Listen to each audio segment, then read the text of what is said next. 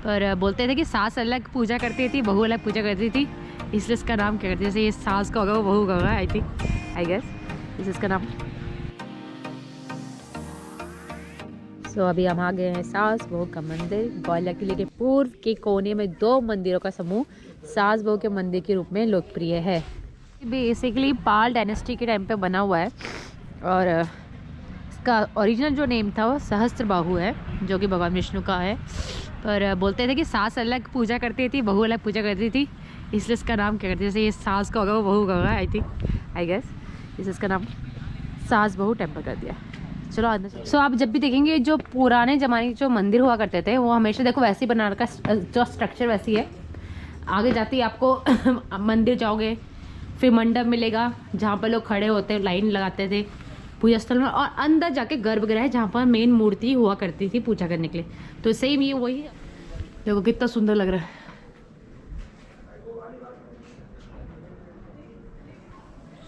और ये है हमारा मंडप।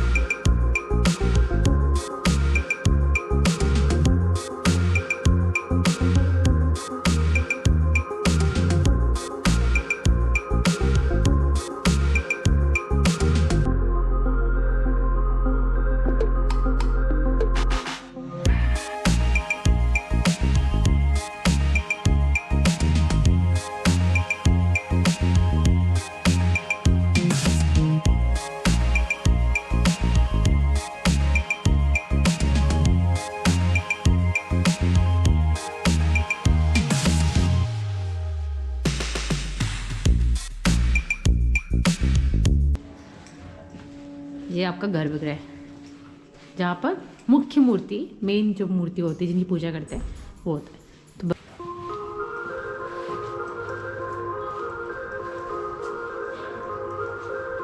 तो हमने सास का देख लिया, बहू का आ गया। तो गाइस ये बेसिकली महिपाल राजा द्वारा बनाया गया था और कहा जाता है कि नागा स्टाइल में बने हुए हैं। नागा स्टाइल मतलब जो नॉर्थ इंडियन है आर्किटेक्चर होता है उसके अकॉर्डिंग बने हुए हैं, जिसमें एक आपको मंडप दिखेगा, गर्भगृह भी दिखेगा। देखो कितना सुंदर है गाइस। मैं तो रेकमेंड करूँगी अगर आपको इंटरेस्ट है तो आप ज़रूर आइए। देखिए ये बताया था ना, ये हाथी जो होते हैं शुभ माने जाते हैं, तो इनको ऐसे मंदिरों में भी आप देखोगे हाथी, मोर और क्या बोलते हैं बतख, बहुत ही सुंदर।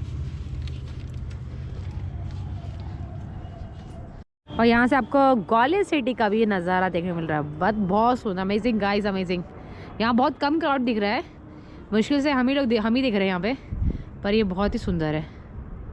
और वहाँ पर देखो आपको मानसिंह का महल भी दिख रहा है, ग्वालियर फोर्ट।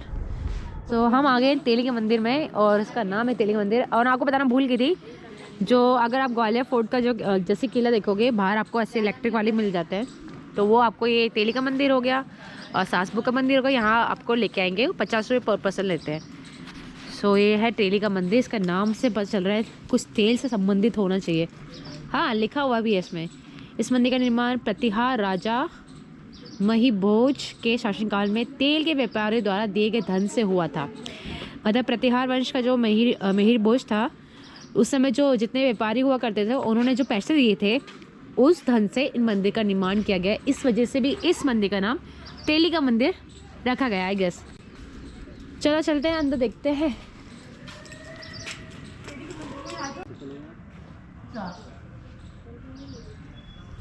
सो ये गाइस ये भी बहुत ही अमेजिंग है, बहुत ही बड़ा है और वही नागर आर्किटेक्चर का मुझे लग रहा है पूरा। और देखो कितनी सुंदर सुंदर इसमें मतलब नक्काशियाँ की गई हैं। वाह, बहुत ही सुंदर, अमेजिंग।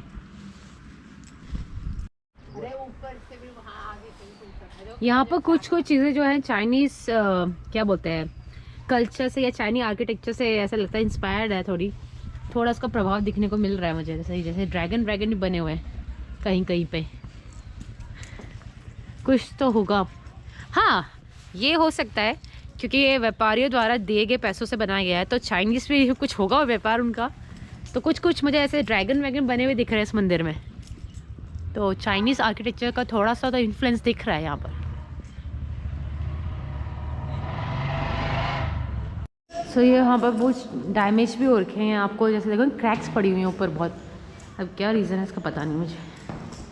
मंदिर है तो तेलंगाना मंदिर भी इसका कहते हैं, और शॉर्ट फॉर्म में तेलिका मंदिर। वो मैं बोल रही थी ना आपको, चाइनीज़ इन्फ्लुएंस दिख रहा है। देखो ऊपर भी ड्रैगन बना हुआ है, यहाँ पर भी ड्रैगन बने हुए हैं गेट में फ्रंट में। सो देख लिया हमने तेलिका मंदिर, इसका ओरिजिनल तेलंगाना मंदिर भी बोला जाता है, और शॉर्ट में इसको तेलिका मंदिर भी कहा जाता है क्योंकि व्यापारियों द्वारा दिए गए धन से बनाया गया था, जो तेल का व्यापार करते थे। सो गाइस हम आगे सूरज कुंड, ये राजा सूर्यसेन द्वारा बनाया गया था इसलिए इसका नाम सूरज कुंड है। यहाँ से आपको फ्रंट दिखाती हूँ उसका क्या है। एंट्री नहीं है करने की, देखो इतने बड़े बड़े लगा रखे हैं डंडे। सो ये बोला जाता है कि इस पानी से जो रोग होता है ना, सफ़ेद रोग जो होता है, क्या बोलते हैं इसे, चर्म रोग होता है, वो ठीक होता है। इसका रीज़न क्या है, क्योंकि यहाँ पर ग्वालियर ऋषि की समाधि है। तो कोई कहानी है इसकी, इनके नाम से ग्वालियर जाना जाता है। क्या इन्हीं के नाम से ग्वालियर जाना जाता है। इन्हीं के नाम से ग्वालियर जाना जाता है। ग्वालियर ऋषि के नाम से ग्वालियर पड़ा है ना, ग्वालियर सिटी। तपस्या करते थे। अच्छा, तो ये यहाँ कैसा है, ये यहाँ कैसा है ग्वालियर ऋषि? ये बहुत पहले से उनके दादा परदादा उनसे पूजा चली आ रही है। तो ये समाधि किसने बनाई? ये उनने बनवाई है, जिसके नाम है सूर्यसेन। नहीं, राजा सूरज सेन के बाद में जो बने थे ना, इनको कोड़ हो गई थी। हाँ। ये मानसिंह पैलेस, हाँ। मानसिंह ने बनवाया। उनको पूरे शरीर में कोड़ हो गई थी पानी। अच्छा, मानसिंह, राजा मानसिंह को उनको कोड़ हो गया था, तो इसी पानी से वो ठीक हुए हैं। जो आज भी अभी ये पानी लेने के आते हैं रविवार को लोग, हाँ। तो वो पानी अपने घर ले जाओ, नहाने वाले पानी में डाल के रोज नहाओ, तो वो सफेद दाग चले जाते हैं। तब अलाउ है आना? जी, रविवार फ्री में ना? हाँ, फ्री में। जो भी आपकी श्रद्धा, जो मंदिर पे चढ़ा जाओ प्रसाद के रूप में। समाधि तो वहीं बनती है जहाँ पर जहाँ पर उनकी मृत्यु होती है। हाँ, तो यहाँ पूजा होती है। ये ग्वालियर ऋषि का है, तो भैया ने बहुत अच्छे से बता दिया जो हमें यहाँ लेके आए हैं, तो आपको समझ में आ गया होगा। चर्म रोग ठीक होते हैं, रविवार के दिन लोग आके यहाँ से ले जाते भी हैं। सो हम आगे हैं, ये यहाँ का लास्ट स्टॉपेज है। भैया लोग यहीं पर आपको ये दिखा के फिर वापस वहीं छोड़ देंगे जहाँ से आपको लाया ग्वालियर किले के पास से। सो गाइस हम आ गए हैं गुरुद्वारे में। इस गुरुद्वारे का नाम जो है ये दादा बंदी छोड़ गुरुद्वारा कहते हैं। ये नारा उस समय लगा गया था। बोला जाता है कि गुरु हरगोविंद जो है 6th गुरु हैं, जो कि सिख समुदाय के थे। उन्होंने 52 हिंदू राजाओं को छुड़वाया था जहांगीर से, तो उस समय एक नारा लगा था, दासी के नाम पे ये गुरुद्वारा पड़ा है। ये है हमारे दादा बंदी छोड़ गुरुद्वारा, गुरु हरगोविंद साहिब। सो ये है मोहम्मद गौस एवं तानसेन का मकबरा। तानसेन का मकबरा है ये ग्वालियर में, सामने दिख रहा थी वही।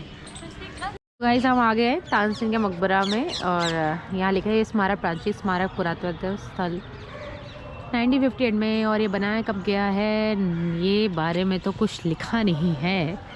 जाहिर सी बात है, तानसेन सबको पता, तानसेन कौन थे, उनका मकबरा है।